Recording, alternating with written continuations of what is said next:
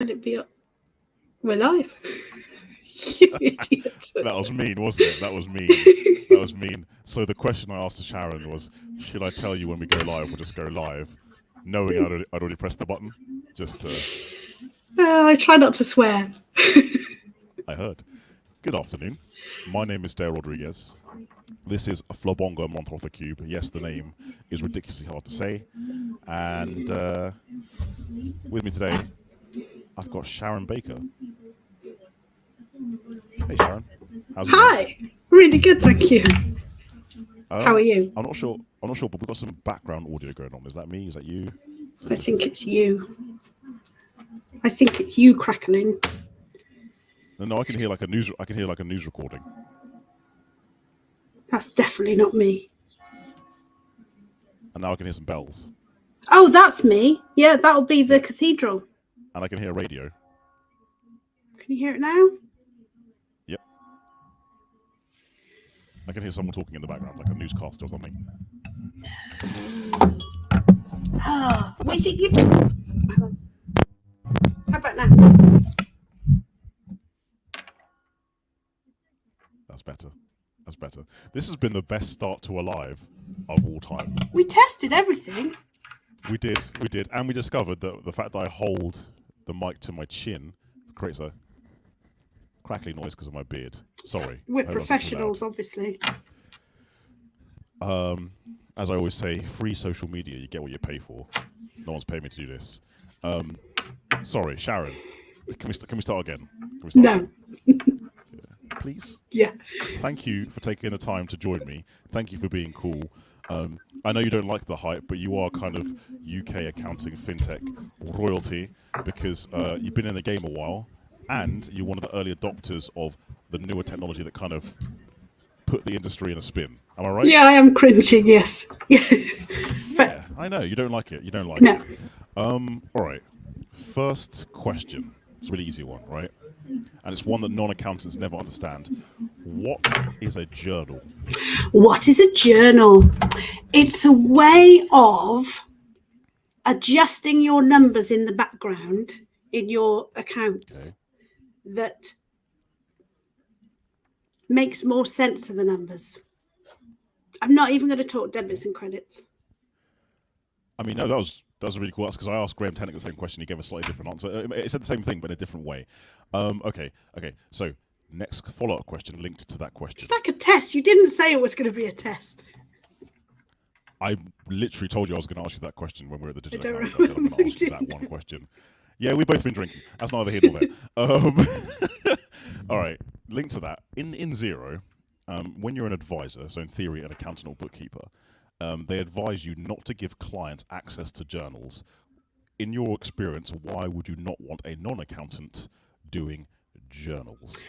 Because you normally want to do a journal because you understand the numbers and what you're trying to do with them. So with a journal,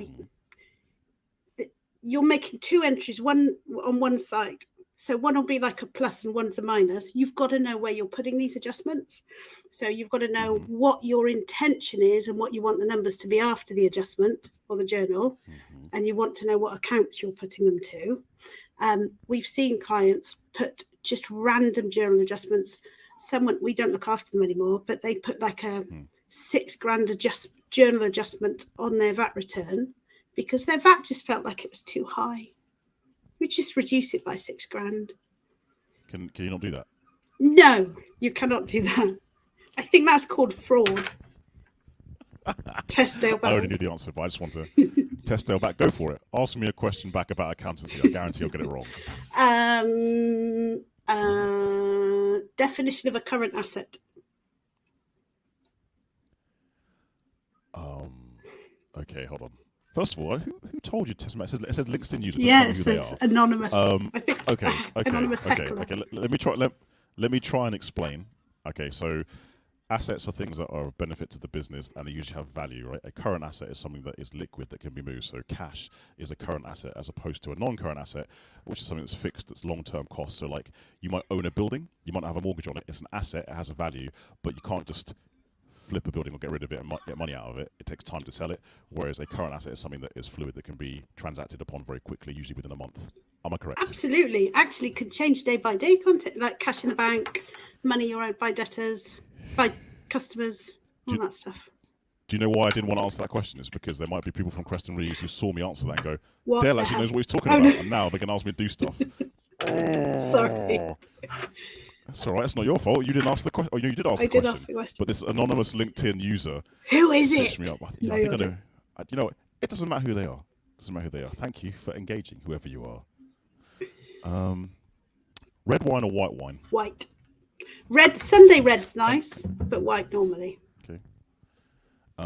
Are you a wine person, or do you just enjoy the occasional drink? Like, could you tell me the difference between like a Bordeaux and all that kind of stuff? Or I'm not. No, I do know what I like, but I'm not a wine expert in any way.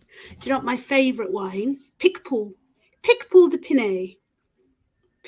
no idea what that is. Anybody? It's spelled Picpoul. Picpoul. It's so I'm from the sticks, countryside. It's what I call London wine. Emma Fox introduced it to me before the Accounting Excellence Awards. Wait, you say the sticks? Where are you from? Herefordshire, on the Welsh border.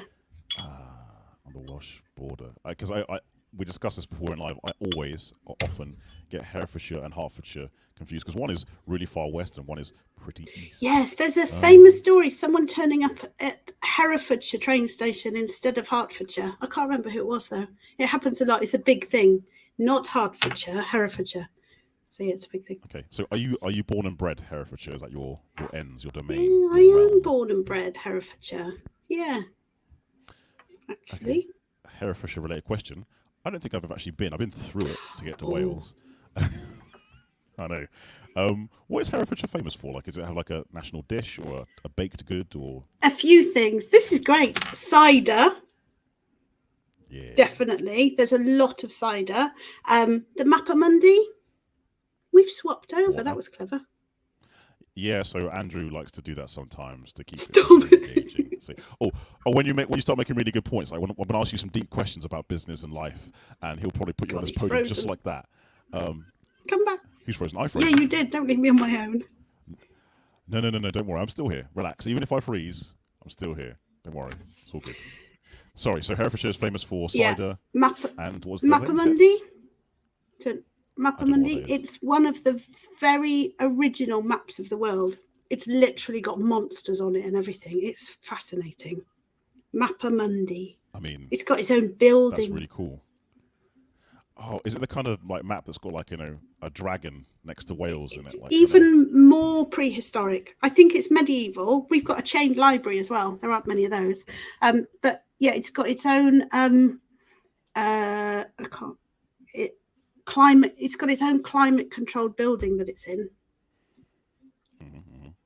It's just fascinating. But it literally it's a flat, round map of the world. It's got things generally in the right place, but it definitely has monsters, which were a thing. You know what? Maybe they did exist. Maybe they did. Possible. I mean, we haven't got any evidence, but maybe they're around. Thank you, I Raquel. love Sharon's reactions. You're doing wonderful, Raquel. Again, Raquel Flores. She's from Texas, by the way. She's up at like 6, 7 in the morning just to watch us talk, Sharon. I know. Hi, Raquel. She's a really nice person. She's very, very cool. Okay. Next question. Difference between a bookkeeper and an accountant. Ooh, that's a good one. So, and leading question: which one's better? Ooh, that's really hard. I think they're equal because without one, you wouldn't have the other one. You wouldn't be able to do your job properly. So, bookkeepers, I'll get this all wrong. If Emma Fox is watching, she'll probably kill me. If you know Emma Fox, she's proper royalty. Bookkeeper manages all of the data going into something like Xero. Make sure make sure that you're complying with all the rules and regulations. Make sure everything balances and reconciles properly, so that you've got good numbers. Depending on who the bookkeeper is and what their level is, bookkeepers also do cash flows, management reporting, all sorts of stuff, credit control. The accountant will do things like the year-end accounts and the statutory accounts, the proper filing with Companies House and the tax office. Also management reporting, cash flows. We do business planning and all sorts of stuff, tax returns.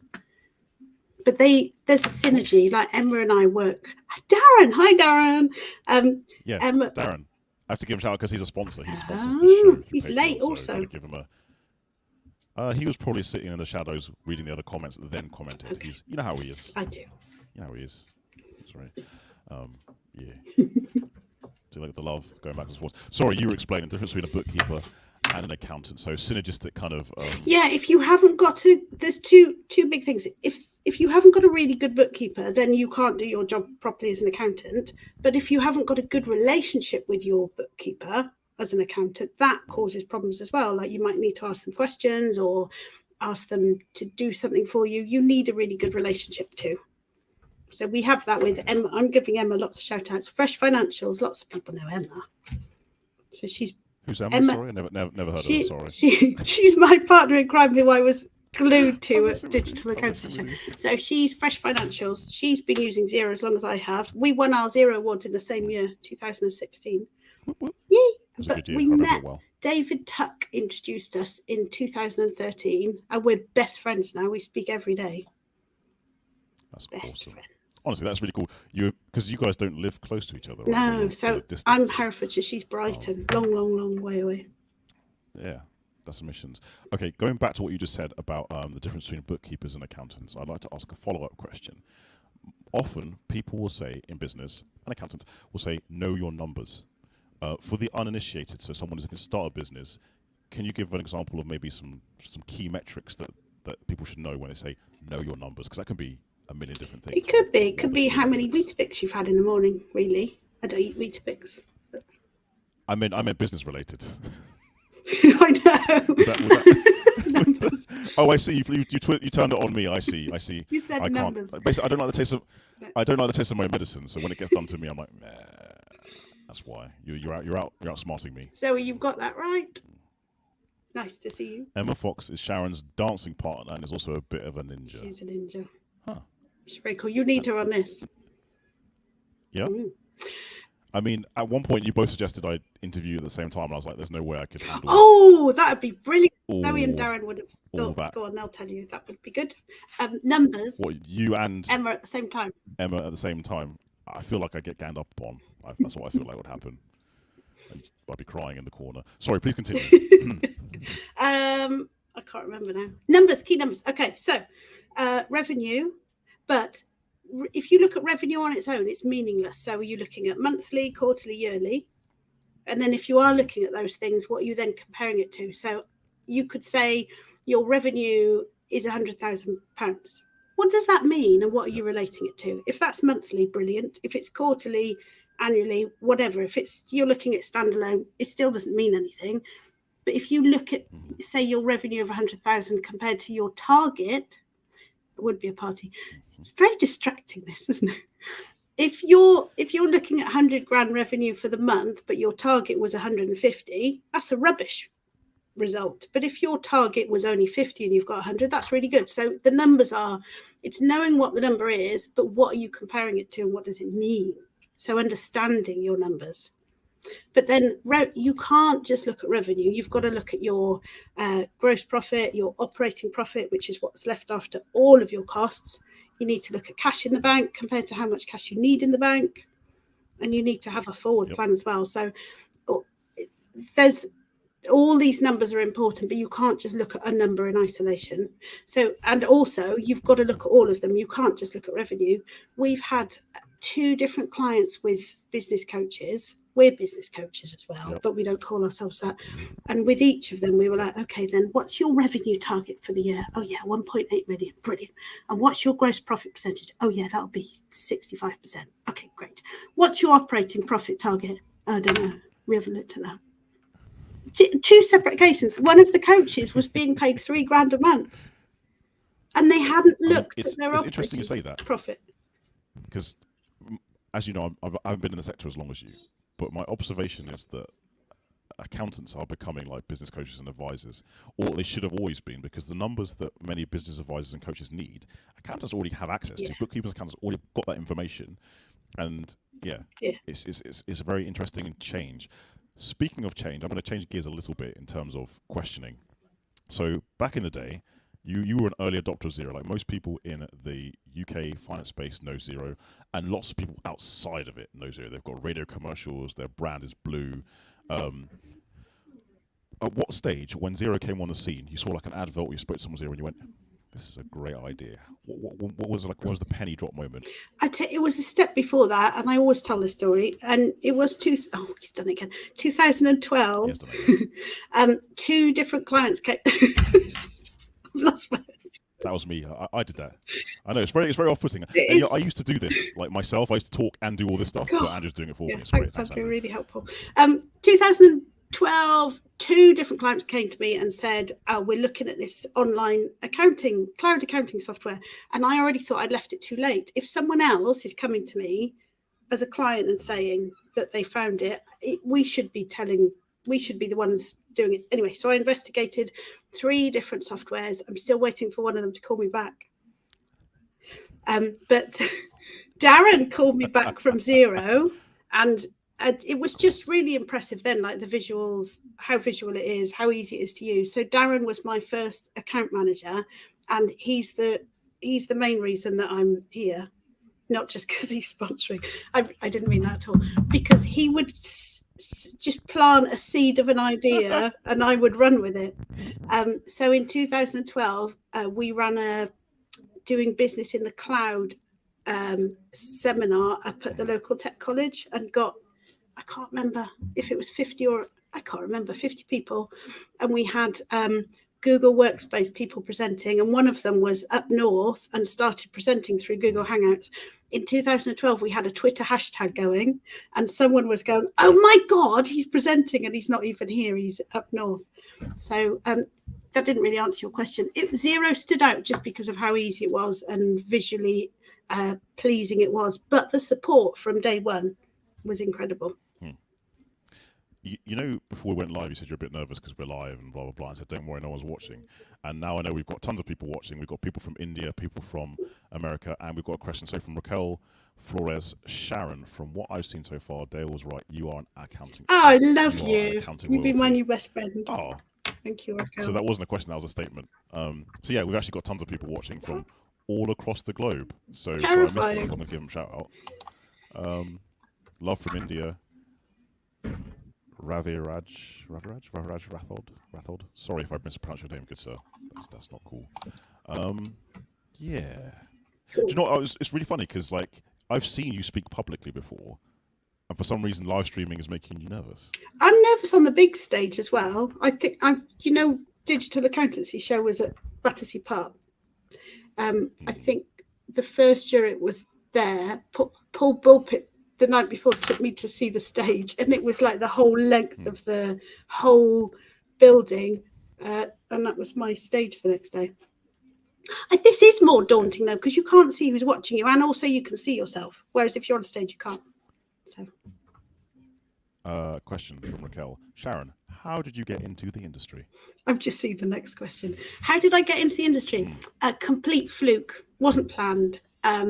So I went to art college and wanted to do graphic design. This is not going to be a long story, I promise. I was going to finish The Lord of the Rings. There was an animated version of The Lord of the Rings, but it was only part 1. Did not know that. Thank you, sir.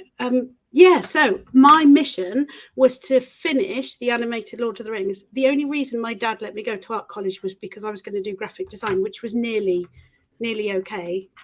Because he's always been like successful in business, didn't want me to go to art college. There was no graphic design teacher the whole time I was there, so I didn't know what I was going to do. And then my dad made me go to secretarial college.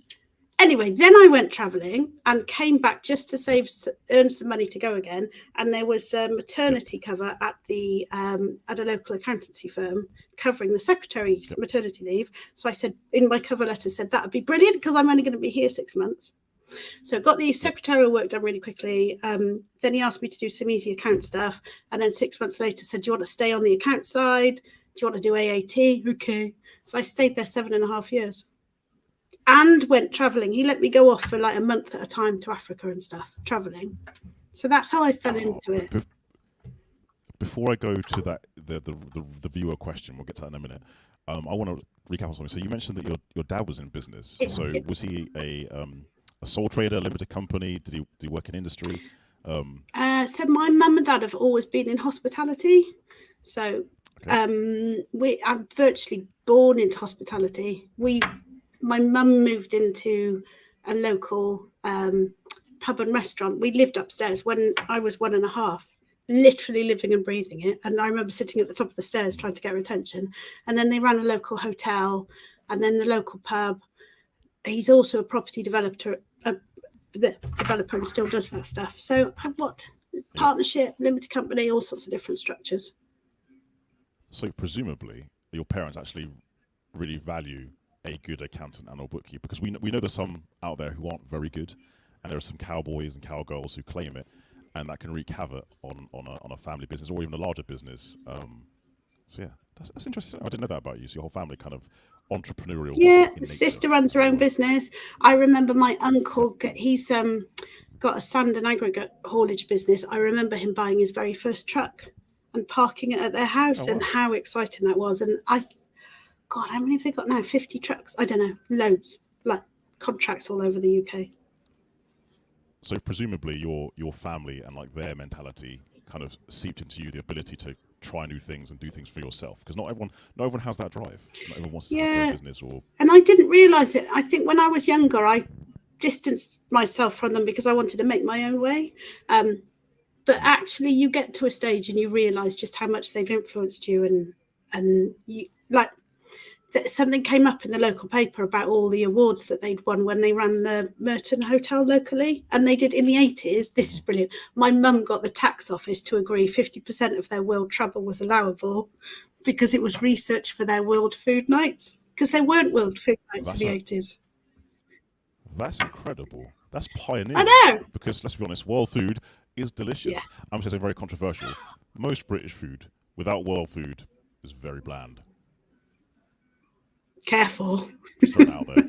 I didn't say all of it. Oh, you do know that I'm already in trouble for not liking tea, right? Like I'm the most un-British person for not liking tea. I think it's horrible brown garbage water. It's how you make it, really, isn't it? No, I've tried it every which way. Every which way.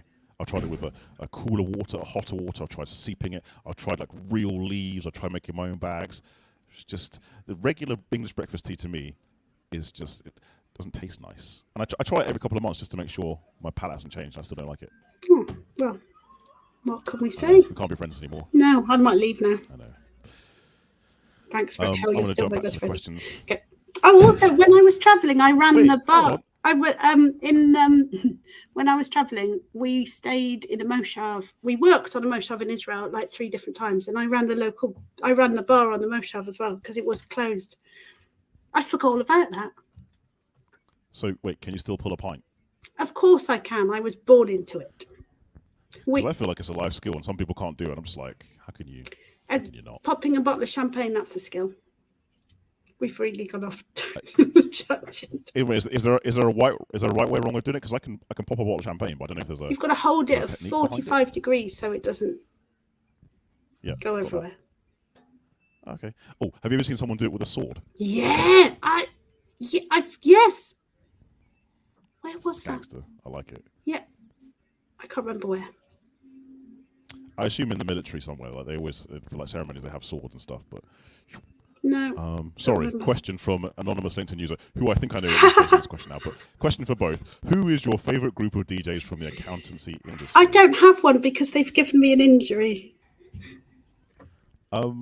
I mean, there's only one group in the accounting industry, exactly. So I think they win by default. Yeah, they do. Accounting house. Here's my favourite. They win by default. They do, but Mafia. I think accounting house mafia. But I did wake up with an injury. It is as if it's only just the two of us. I'm forgetting anyone's listening. No, that's great. Providing it's not too inappropriate. What kind of injury do you have, and how did you get it?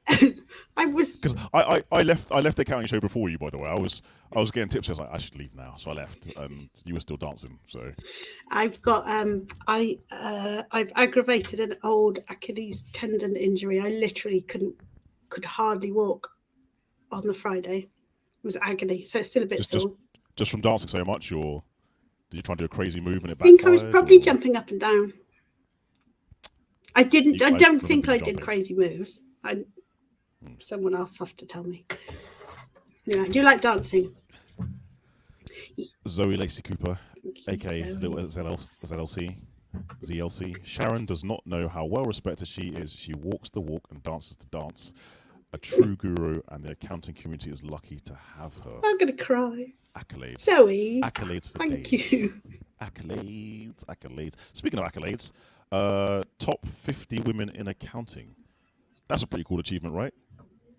Yeah, you get nominated for that as well. It's a secret nomination. That wasn't this year. That was a couple of years ago.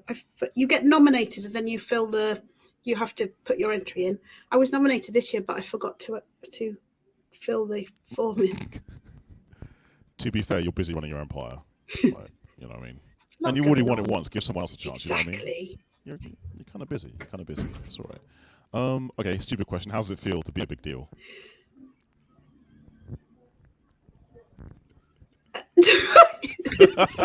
I didn't know he could do that. Andrew, you legend. I didn't know he could do that. Stop it. Well, you could tell by my expression. I don't take praise very well. Let's take it back. Yeah, don't do that again. No. Sorry. That wasn't me, by the way. That was hilarious.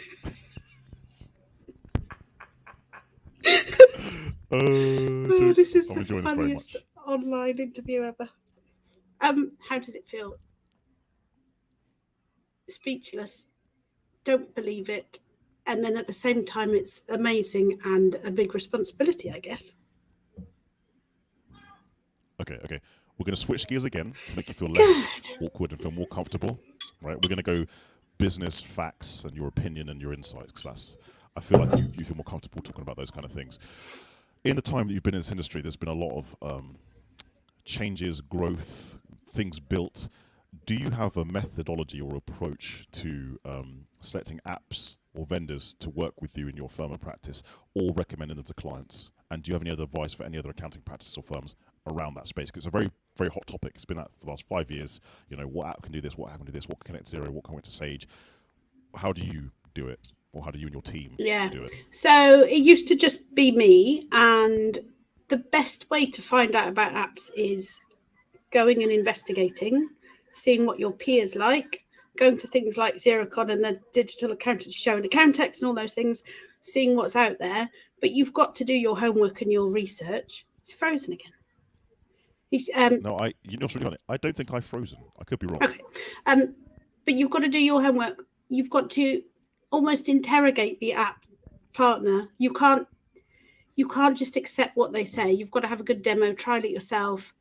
Really interesting thing that I learned after a few years is if an app says it integrates with Xero, you've got to really find out what that means, because it doesn't necessarily do what you expect it to do. So you've got, like, it might just mean you have to download a CSV file and upload it into Xero. That's not an integration. That's not integration, no. I agree. Or you might have marketing live. Yes. So or they might say, I love all the apps, but they might say it does something, but actually it doesn't yet. It's on the roadmap. But something else, particularly with sales coming across into Xero, if they might only come across as draft sales into Xero. And that means it's not bringing the payments across. So if you've got like an EPOS system, I'm going deep now. If you've got an EPOS system that's got the sales, shall I stop? EPOS is. Oh, sorry. No. Electronic point of sale, like a till, like sorry.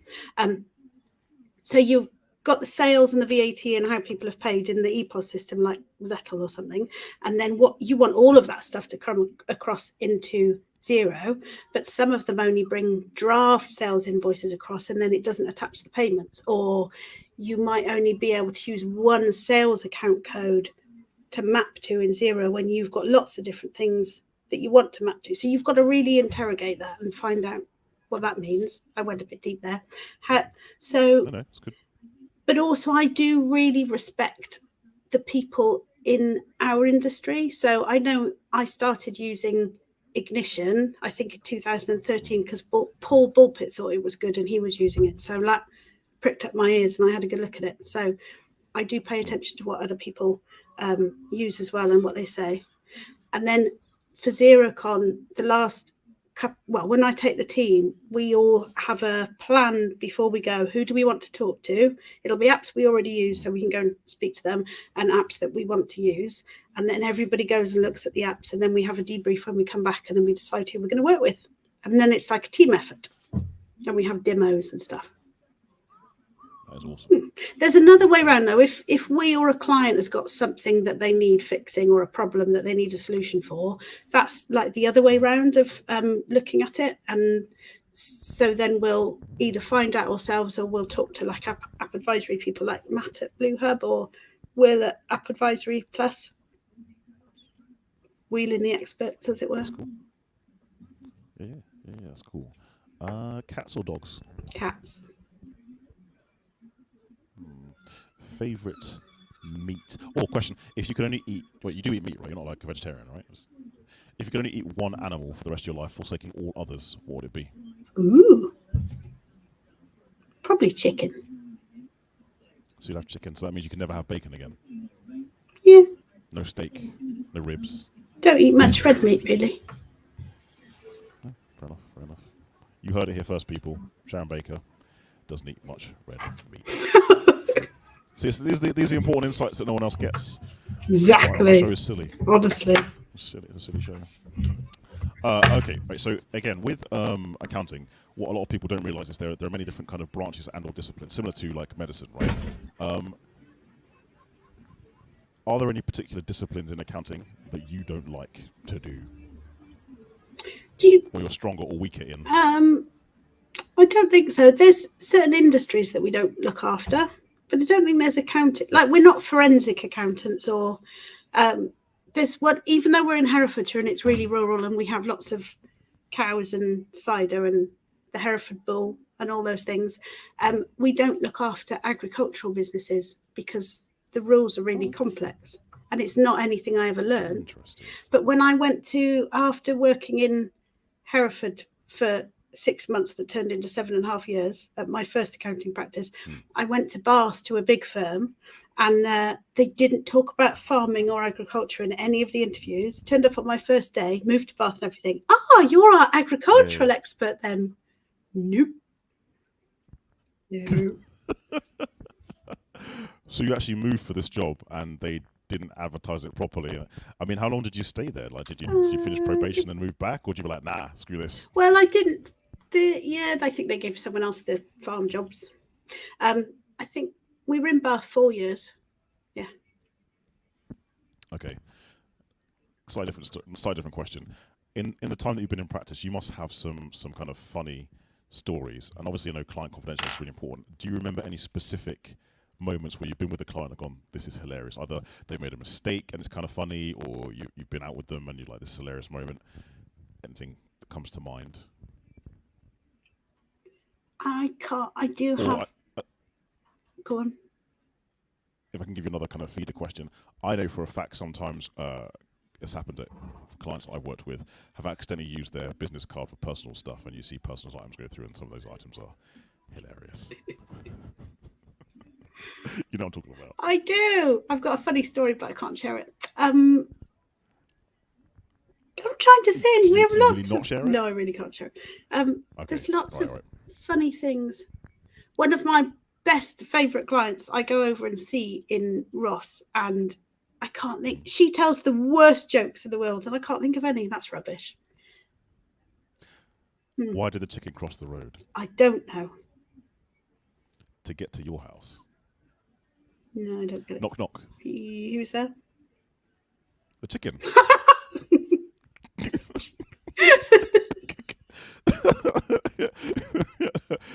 Josh Probert, bringing it back to seriousness. Do you see accountants offering more of a system advisory service for their clients in the next couple of years? I mean, that's a great loaded question. Thanks, Josh. Making me look real good, bro. Do you want to answer that then, Dale? Was that me? I assumed he was asking you. Well, I do, but you're the systems expert. This is my first time being on the screen by myself. So Josh's question was, again, let's just get that on the screen. See, Andrew thinks do you see accountants offering... Yeah, obviously. Do you see the accountants offering more of a system advisory service for their clients in the next couple of years? I'm very, very biased. I would say yes. So similar to Sharon's answer before about business advisory, right?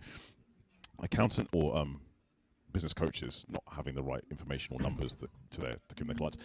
I, as someone attached to an accounting firm who has an IT consulting background, I said that quite quickly, I have access to the numbers that can help me identify problems in their processes and systems, and I can literally advise on that because I can see it. So, for example, if I see a business that's got like £1 million turnover and their cost to subscriptions for IT is £500,000, I'd be like, "What's that about?" That doesn't make it. I'm giving it like hyperbole or a ridiculous example, but I can see that. So yes, I see it as happening more often. And for me, I think systems advisory is just looking at apps that connect to Xero. Systems advisory is not just looking at apps that connect to Xero. It is asking a client, depending on their size, do they have a CRM? Do your sales team like using your CRM? If you're the managing director, what numbers do you want out of that system? And are your salespeople putting it in there? What about your internal communications? Are you using Slack? Are you using email? And how does that link to the most important one? I'm not just saying this to blow smoke, but the finance function. Because ultimately, if people on the ground are not comfortable using those systems, it doesn't matter how much reporting it does. If they're not going to put the information in or get it in the way you want it, it's a waste of money. And my one final kicker on that one is I always say this: there is no one system, app, or app stack that's going to do 100% of what you want it to do for your business. What you need to do is find out what does 90% as optimally as possible, and then pick that and continue to review it, because the rate that tech changes every 2 to 3 years, just do a quick refresh. Are my systems and processes robust? Are my staff still happy typing stuff in, or not typing stuff in? Sorry, automation. Yeah, so that's my opinion. Our accounting firm's going to have the service. You don't have to have it, but I think it's a value add. But I'm saying that because I'm employed to do it, so don't just listen to me. But I think if accountants can't do it, they've got to have people that they can pass the work to. So you're still offering it. I think whether it's business advisory and the numbers or the systems advisory stuff, we've almost got a duty to do it, because we probably know that there's a better way. So if we're not giving that stuff or offering that stuff to people, then, and we know we could, then it's not right, is it? But it's many more things. Like the big thing for us would be saving time for people. We're talking to someone at the moment. I reckon we could save them at least a day a week with the manual stuff that they're doing, with some really easy off the shelf software that does link to Xero. But it's asking the right questions to start with. Like you said, Dale, having a process of asking the right questions. We've got another client who's got so much paper and so many bits of paper they're matching together. I reckon we can save them at least 2 days a week. And then they can use that to either spend more time with the kids, I don't know, get people to do different things and build the business, or save money on employment. Make more money. Make more money. Sorry, I interrupted you. I spoke over you. That's right. I think I'd finished. Sure. Don't let the truth get in the way of a good story, Sharon. Oh, was that the story I said I couldn't tell? I can't tell it. I'll ask you later. No, if you say you can't say it, then I'm not going to say it.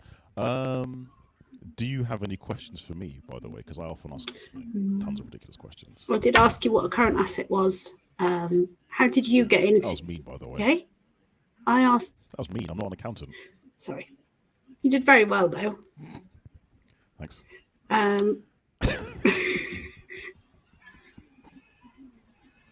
Sorry, please continue. I'll be quiet. What shall I ask you? How did you get into your current role?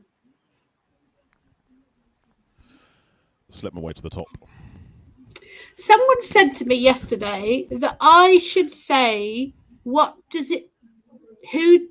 someone said to me yesterday, and it was a man, that I should say to someone else, who do I have to sleep with to get to where I want to be? And I went, I would never say that, and you can't say that as a woman, and I wouldn't anyway.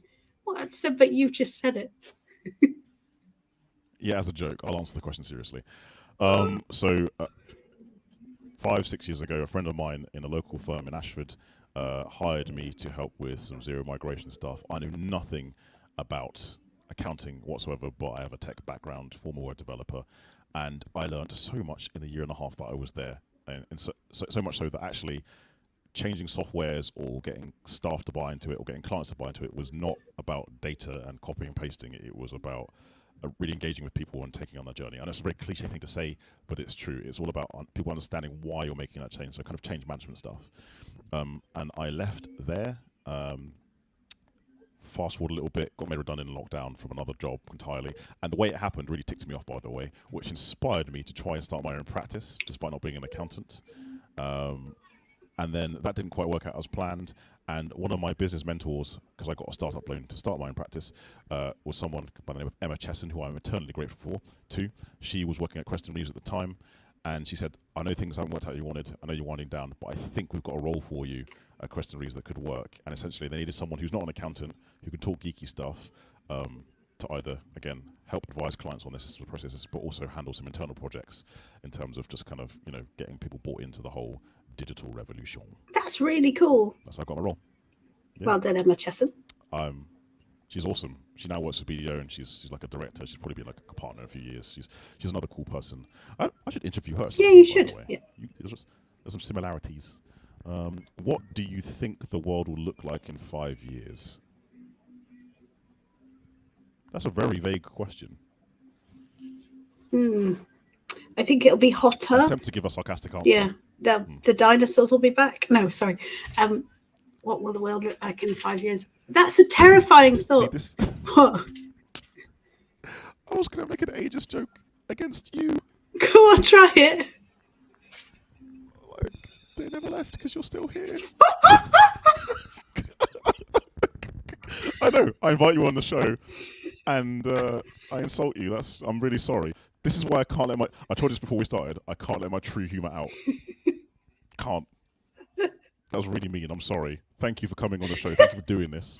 You're a busy person. You made time to speak to me. To be insulted like that. God. I wish you could video people's... Sorry, this is Zoe Lacey Cooper. I wish you could video people's reactions to your live streams, Dale. I mean, if I could, wouldn't you be freaked out? If I could see you right now, Zoe, wouldn't you be freaked out?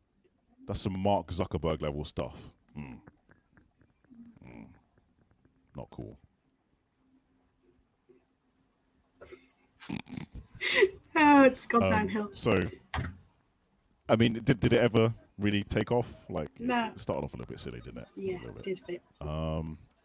Let me just go back to your accolades. So, top 50 women in accounting. Didn't know that. Thank you for explaining that. Top 10 advisor for Enterprise Nation. For those who don't know, what is Enterprise Nation? It's a brilliant hub and resource for small businesses set up by Emma Jones. There's loads of resources online. We're an advisor. It's chucking it down with rain, by the way. It's great here in Canterbury. It's super sunny. I know I'm in Canterbury. I'm in Chatham today. Sorry, my mistake. It is golden sunshine. It's just sorry, that distracted me. So it's a really good hub. You can sign up and there's loads on their online portal. You can read articles. There's events going on everywhere.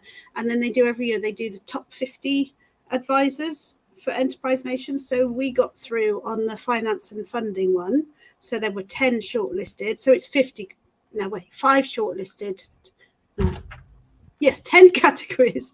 5 shortlisted in each, and then we won. And it was in lockdown, so I was at home and they were announcing it somewhere else. So we won the top 10 for finance and funding.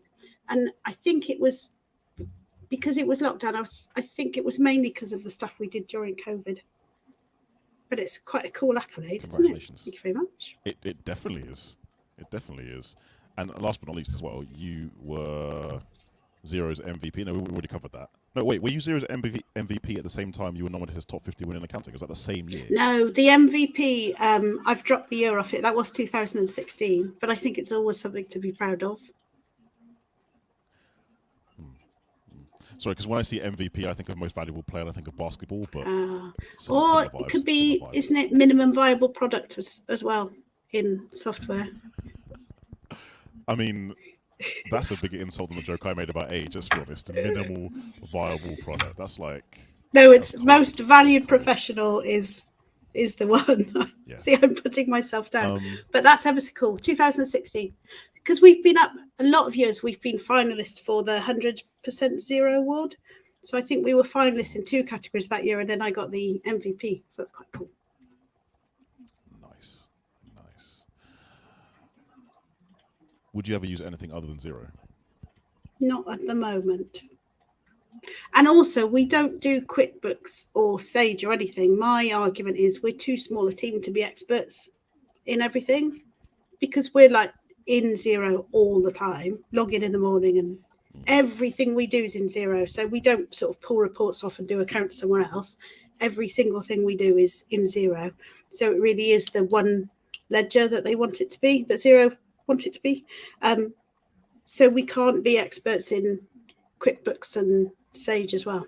So, and then since 2012, I've built all of our processes around Xero. So like if you bring us a shoebox of receipts, well, we won't let you, but I think my old boss would probably do the job quicker than we would, because our processes just don't fit. Even like trying to print something takes hours because you can't get the printer to work. No, that sounds glorious to me. Do you mind if I switch gears and ask you some personal questions? Or try.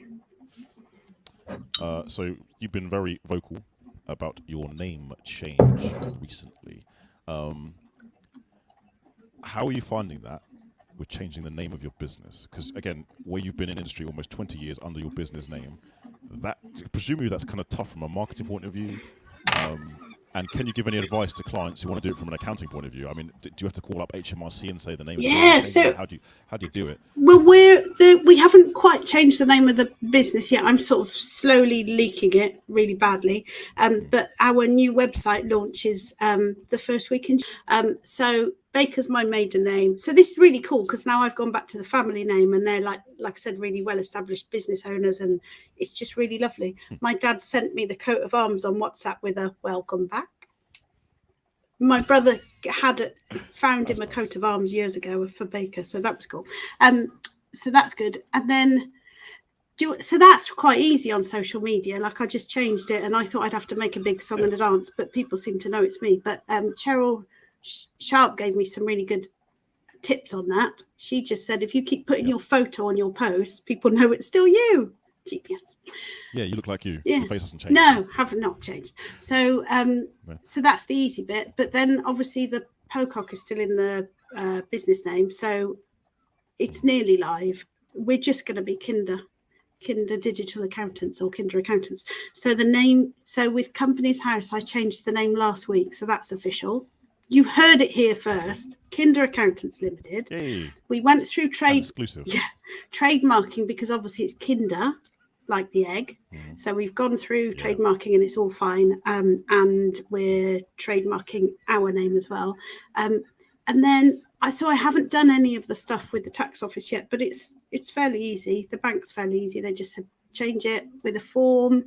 The big thing is going to be domains and email addresses and things, and everywhere we've put Kinder Pocock will now be Kinder. But what we've done at the moment is the new domain is pointing to the old website, and then as soon as the new website goes live, the old domain will point to the new website. You have the good stuff. Best advice is have the right people helping you. Really, don't do it all yourself. And then, so I assume you've hired an IT geek to kind of do all that stuff for you and just make it work, yeah, right? Doing it. And obviously the web people are doing all that stuff. The new website looks incredible.